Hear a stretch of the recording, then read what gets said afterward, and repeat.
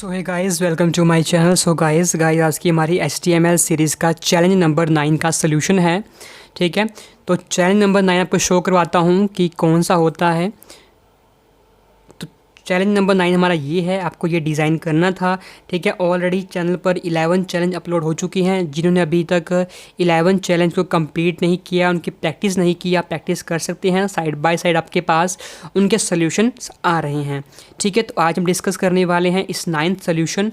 9th जो हमने बनाया है चैलेंज, इसका सोल्यूशन कैसे होगा, आपको कैसे इसको डिज़ाइन करना है। बहुत ही सिंपल है। ये पूरा टेबल बना हुआ है। टेबल के बारे में अभी तक जिसको नहीं पता, डिस्क्रिप्शन में लिंक दिया हुआ है टेबल टैग के बारे में, तो आप वहाँ से टेबल के बारे में फुल डिटेल ले सकते हैं कि टेबल में कौन कौन से टैग्स, कौन कौन से एट्रीब्यूट यूज़ किए जाते हैं। ठीक है, तो इसको हम डिज़ाइन करने वाले हैं आज। ठीक है, तो देखते हैं इसको हम कैसे डिज़ाइन कर सकते हैं। ठीक है, तो फर्स्ट ऑफ ऑल यहाँ पर मैं क्रिएट कर लेता हूँ एक HTML। तो यहाँ पर मैं राइट क्लिक किया है और यहाँ पर मैं इसको लिखता हूँ challenge 9 solution.html। ठीक है, एंटर, दैट्स इट। ये हमारा पेज क्रिएट हो चुका है। इसको हम रन कर लेते हैं एक बार। तो ये मैंने रन कर लिया है और अब हम आकर क्या करेंगे, इसको ओपन कर लेते हैं, open with not code with editor. तो इसको हम VS कोड में ओपन कर लिया है। यहाँ पर एक सिंपल बॉयलर प्लेट क्रिएट कर लेता हूँ। ठीक है, तो मैंने बॉयलर प्लेट यहाँ पर क्रिएट कर ली है और टाइटल में लिखता हूँ चैलेंज 9 सोल्यूशन। ठीक है, अब यहाँ पर हम आगे बॉडी सेक्शन में आ गए हैं। यहाँ पर हम अपना डिज़ाइन करेंगे जो हमने डिज़ाइन करना है। तो देखिए, फर्स्ट ऑफ ऑल क्या है, एक टेबल बना हुआ है।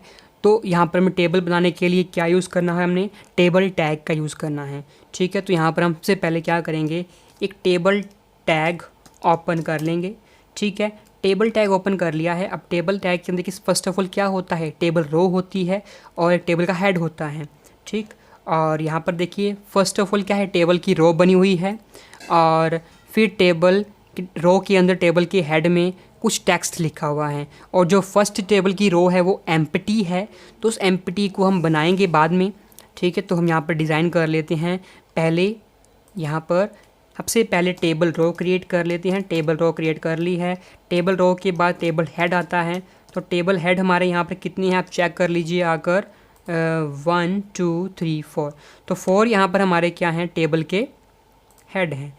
तो हमने 1 लिखा हुआ है, कॉपी कीजिए इसको और यहाँ पर 4 पेस्ट कर दीजिए। ठीक है, तो फर्स्ट टेबल का हेड हमारा क्या है, एम्प्टी है। सेकंड में लिखा हुआ है आइटम हैश। ठीक है, तो सेकंड में आकर लिखते हैं हम यहाँ पर आइटम हैश और थर्ड है डिस्क्रिप्शन और लास्ट है प्राइस, PRICE। सेव करते हैं, क्रोम में आएंगे और रिफ़्रेश करेंगे। देखिए यहाँ पर ये डिज़ाइन हो चुका है, आइटम हैश डिस्क्रिप्शन प्राइस। ठीक, अब इतना डिज़ाइन होने के बाद हम नेक्स्ट डिज़ाइन करना है। एक नेक्स्ट में टेबल रो बनी हुई है, टेबल रो है और टेबल रो के अंदर क्या है, टेबल डाटा है। फर्स्ट होता है आपका टेबल का हेड, फिर आपकी यहाँ पर देखिए टेबल रो बनी हुई है। टेबल रो में क्या है, टेबल डाटा है। अब यहाँ पर देखिए आप एक चीज़ ध्यान दीजिए, यहाँ पर टेबल डाटा लिखा हुआ है A01 दार्जिलिंग $28, ये क्या है, आपका टेबल डाटा है। और जो लेफ़्ट साइड में जो डार्क है आपका ग्रे कलर का है, ये आपका यहाँ पर टेबल डाटा नहीं है। आप इसको टेबल डाटा के अंदर लिख नहीं सकते। ठीक है, ये क्या है आपका सिमिलर, किससे सिमिलर हो रहा है, किससे आपका मैच हो रहा है, ये आपका टेबल हेड से मैच हो रहा है। ठीक है, जो आपका टेबल हेड है, टेबल हेड का जो डिज़ाइन है बोल्ड है, इसी टाइप से आपका जो है ये भी ब्लैक टीज़ और वाइट टीज़ जो है ये बोल्ड हैं। ठीक है, इनका बैकग्राउंड ग्रे है और ऊपर टेबल हेड का भी बैकग्राउंड ग्रे है। तो यहाँ पर हम ब्लैक टीज़ को एक टेबल डाटा के अंदर ना लिखकर टेबल हेड के अंदर लिखेंगे। ठीक है, वो मैं आपको एंड में बताऊंगा कि टेबल हेड के अंदर क्यों लिखा है, हमने आपको दिखाऊंगा वहाँ पर। ठीक है, पहले हम अपने सिंपल अकॉर्डिंग जो है हम इसको डिज़ाइन करते हैं। तो नेक्स्ट में टेबल रो क्रिएट कर लेते हैं यहाँ पर। तो मैंने यहाँ पर टेबल रो क्रिएट कर ली है और टेबल रो के अंदर टेबल डाटा मैंने डिज़ाइन करना शुरू कर दिया है। क्या है, पहला ब्लैक टीज़। ठीक है, ब्लैक टीज़ हो गया और उसके कॉपी कर लेते हैं।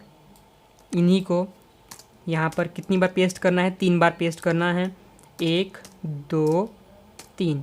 ठीक है, ब्लैक टीज़ के बाद क्या है आपका A01, फिर क्या है दार्जिलिंग, दार्जिलिंग, ठीक है। नेक्स्ट है पर $28, तो यहाँ पर क्या है $28.00। सेव कीजिए, क्रोम में आए, इसको रिफ़्रेश किया, देखिए आपका डिज़ाइन हो चुका है। ब्लैक टीज़ A01 दार्जिलिंग $28, ठीक है। ये सिंपल आपका डिज़ाइन हुआ है।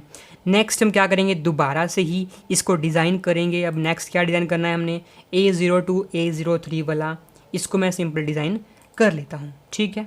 सिंपल क्या करूँगा, इसको कॉपी और पेस्ट ही करना है मुझे। इसको कॉपी किया और यहाँ पर आकर पेस्ट कर दिया, कॉपी किया, यहाँ पेस्ट कर दिया, फिर यहाँ पर आकर कॉपी किया और पेस्ट कर दिया, ठीक है।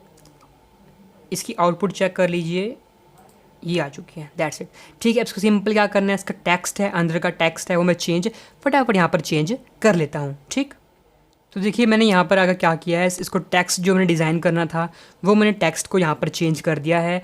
जो यहाँ पर आपका बना हुआ है इस अकॉर्डिंग मैंने टेक्स्ट यहाँ पर लिख दिया है, ठीक है। यहाँ पर देखिए आपको जो डिज़ाइन करना है, यहाँ पर जो ब्लैक टीज़ है वो एक बार लिखा हुआ है और हमारा जो है ब्लैक टीज़ वो 3 बार लिखाया है। तो हमने क्या करना है, सिंपल सा कॉन्सेप्ट है रो स्पैन और कॉल स्पैन का, इसको हमने यहाँ पर अप्लाई कर देना है, ठीक है। तो अब चलते हैं हमें एडिटर में और यहाँ पर आकर क्या करते हैं, रो स्पैन और कॉल स्पैन कर देते हैं। ब्लैक टीज़ को 3 बार लिखा हुआ है, कट कर देते हैं, 1 बार लिखते हैं यहाँ पर। तो अब ब्लैक टीज़ देखिए कि क्या है, एक ब्लैक टीज़ क्या है, रो है। तो क्या करेंगे, यहाँ पर हम रो स्पैन करेंगे, ROWSPAN, row span is equal to double quotes के अंदर 3।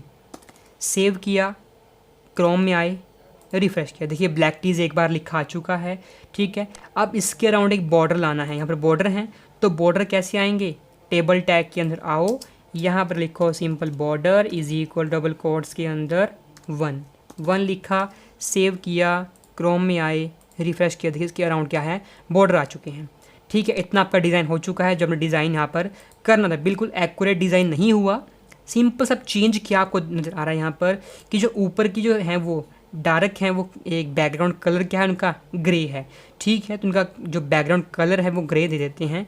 उसके लिए आपकी CSS यूज़ होएगी, तो क्या यूज़ करना है, style is equal double quotes के अंदर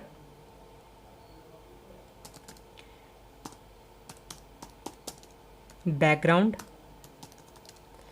कलर ग्रे, ठीक है। ये मैंने यहाँ पे इसका यूज़ किया है, इसको मैं कॉपी कर लेता हूँ। टेबल हेड के अंदर दिया है मैंने, जो इसको एक कट करके यहाँ से इस रो के अंदर ही मैं दे देता हूँ, इसको यहाँ पर दिया। और ब्लैक टीज़ के अंदर देना है मुझे, और एक वाइट टीज़ के अंदर देना है, ठीक है। ये मैंने दिया और आकर चेक किया, आउटपुट रिफ्रेश के देखिए इतने के अंदर हमारा जो है बैकग्राउंड जो है वो ग्रे आ चुका है। देखिए प्रॉपर में मैचिंग शुरू हो चुकी है। अब एक सिंपल आपका मैच होना रह गया है, वो क्या है कि ब्लैक टीज़ जो है वो डार्क लिखे हुए हैं और हमारे पास लाइट आ रहे हैं। मैंने बताया है ऑलरेडी कि जो ऊपर वाला सिंटैक्स सेम है, ये डार्क है, ठीक है। हमारा यहाँ पर डार्क नहीं आ रहा। डार्क कैसे आएगा कि ये जो है आपकी ब्लैक टीज़ और वाइट टीज़, ये आपके टेबल डाटा नहीं है, ये टेबल हेड के ही टेक्स्ट हैं, ठीक है। एक हेड यहाँ पर लिखा हुआ है, टेबल हेड लेफ्ट साइड भी है, वो टॉप पर भी है। तो सिंपल आपने क्या करना है, जहाँ पे ब्लैक टीज़ लिखा हुआ है वो TD के अंदर लिखा हुआ है, इसने क्या करना है, आपने TH कर देना, टेबल हेड कर देना है इसको। जैसे आप इसको टेबल डाटा से TH करेंगे, ऊपर से आप इसको ब्लैक टीज़ को भी TH करेंगे TD से, तो आपका जो आउटपुट है वो एक्यूरेट डिज़ाइन हो जाएगा। सेव कीजिए, क्रोम में आइए, 1 2 3 बूम, ठीक है। तो आपका जो है ये आपका ये सेम डिज़ाइन आपका हो चुका है। ये आपका टेबल डाटा नहीं, टेबल हेड था ब्लैक टीज़, तो टेबल हेड के अंदर इसको मैं लिखा है, ठीक है। तो एक्यूरेट आपका डिज़ाइन हो चुका है। होप सो आपको समझ आ गया होगा। फिर भी आपको कोई डाउट है तो कमेंट सेक्शन में कमेंट करना। ये था आपका चैलेंज नंबर 9 का solution. So that's it for this video. I will see you in next video. Bye bye and take care.